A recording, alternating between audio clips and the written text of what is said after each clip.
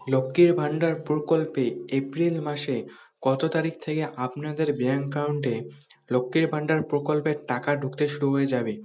কত তারিখ থেকে আপনাদের ব্যাংক অ্যাকাউন্টে লক্ষ্মীর ভান্ডার প্রকল্পের টাকা ঢুকে যাবে? এর সাথে যারা বৃদ্ধ বিধবা এবং প্রতিবন্ধী ভাতার টাকা আপনারা কবে থেকে এপ্রিল মাসের কত তারিখ থেকে ব্যাংক অ্যাকাউন্টে পেয়ে যাবেন? এবং লক্ষ্মীর ভান্ডার প্রকল্পে কোন কোন জেলায় আগে টাকা দেওয়া হবে, লক্ষ্মীর ভান্ডার প্রকল্পের টাকা দেওয়ার ফাইনাল তারিখ, এই সকল আপডেট জানতে চাইলে ভিডিওটি সম্পূর্ণ দেখুন। তো মুখ্যমন্ত্রী মমতা বন্দ্যোপাধ্যায়ের অন্যান্য প্রকল্পের মধ্যে লক্ষ্মীর ভান্ডার প্রকল্প একটি জনপ্রিয় প্রকল্প।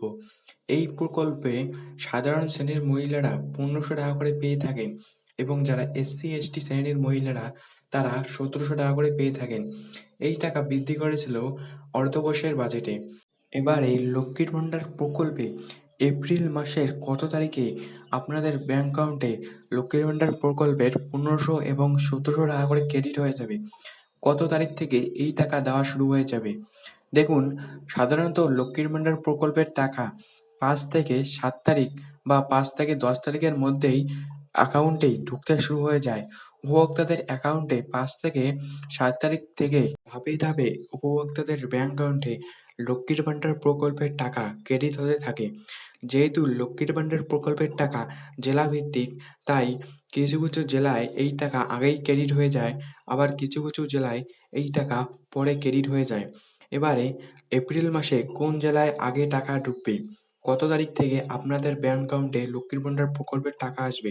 দেখুন, এপ্রিল মাসে যেই জেলাগুলিতে আগে টাকা ঢুকবে সেই জেলাগুলি হলো বাঁকুড়া, পুরুলিয়া, উত্তর দিনাজপুর, দক্ষিণ দিনাজপুর, পূর্ব পশ্চিম মেদিনীপুর, বীরভূম, মুর্শিদাবাদ, নদীয়া এবং কোচবিহার। এই সকল জেলার আশেপাশের জেলাগুলিতে লক্ষ্মীর ভান্ডার প্রকল্পের টাকা ক্রেডিট হতে শুরু হয়ে যাবে খুব শীঘ্রই।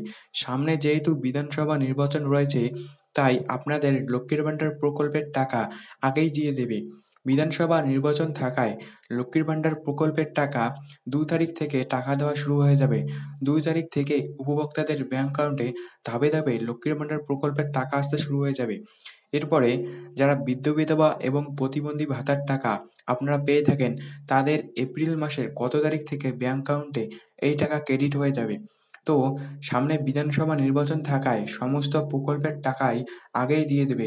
তাই আপনাদের লক্ষ্মীর ভান্ডার প্রকল্পের সাথে সাথে বৃদ্ধ বিধবা এবং প্রতিবন্ধী ভাতার টাকাও ক্রেডিট হয়ে যাবে। তো এইরকম আপডেট এই চ্যানেলে আসতেই থাকবে। তো এইরকম আপডেট পাওয়ার জন্য চ্যানেলকে সাবস্ক্রাইব করে রাখবেন এবং ভিডিওটি যদি ভালো লাগে তাহলে একটি লাইক করবেন এবং কোন জেলা থেকে আপনি ভিডিওটি দেখতেছেন কমেন্ট বক্সে বলে যাবেন। তো আপনাদের সাথে দেখা হচ্ছে পরবর্তী কোনো ভিডিওতে। ততক্ষণের জন্য আপনারা সবাই ভালো থাকবেন।